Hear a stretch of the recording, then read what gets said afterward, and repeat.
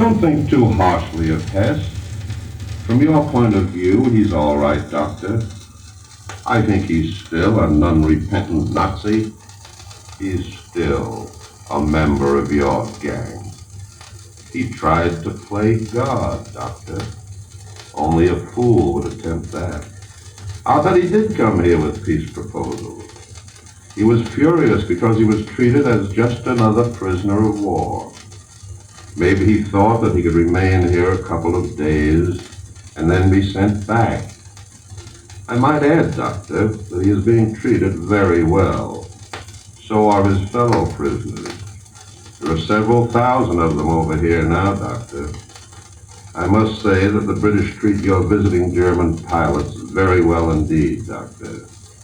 A lot of us in London think that they are treating Hess too well. We American correspondents had what we thought to be a good idea about Hess. We thought that he should be returned to you. We thought that he should be dropped by parachute over Germany. And we American correspondents wanted the job of folding that parachute. But don't get me wrong, Doctor. We're just neutral reporters. But to get back to your peace proposal, of course England wants peace. That's what England is fighting for. The aim of every war is peace. But Doctor, England wants the kind of peace that you people don't seem to understand.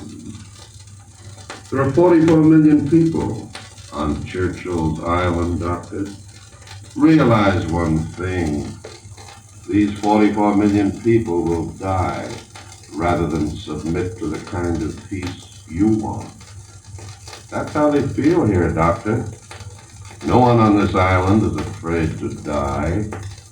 I think you'll have to kill the whole 44 million of them before you can make peace on your terms. Not long ago, one of your radio stooges asked, "What are Britain's war aims?" That's easy to answer, Doctor. 2 weeks ago, the Prime Minister made a speech in Parliament here. One member after another got to his feet to criticize the conduct of the war. The Prime Minister had to answer every bit of criticism. That's the answer to your stooge's question, Doctor. A little thing called free speech, the right to criticize. Can you imagine, Doctor, anyone getting up in the Reichstag to criticize your government? I once knew a man who did that.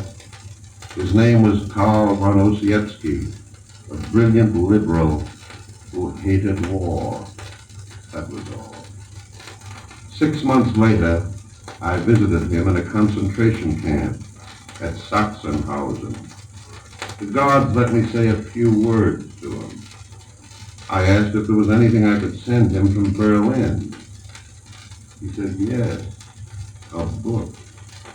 What book? I asked him, and he answered bitterly, The History of Germany During the Dark Ages.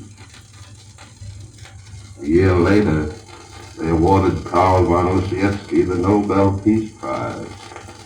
He received it in a hospital. He had fallen into the grip of tuberculosis while in your concentration camp. He was very, very ill then. One of my colleagues, H.R. Knickerbocker, was allowed to visit him.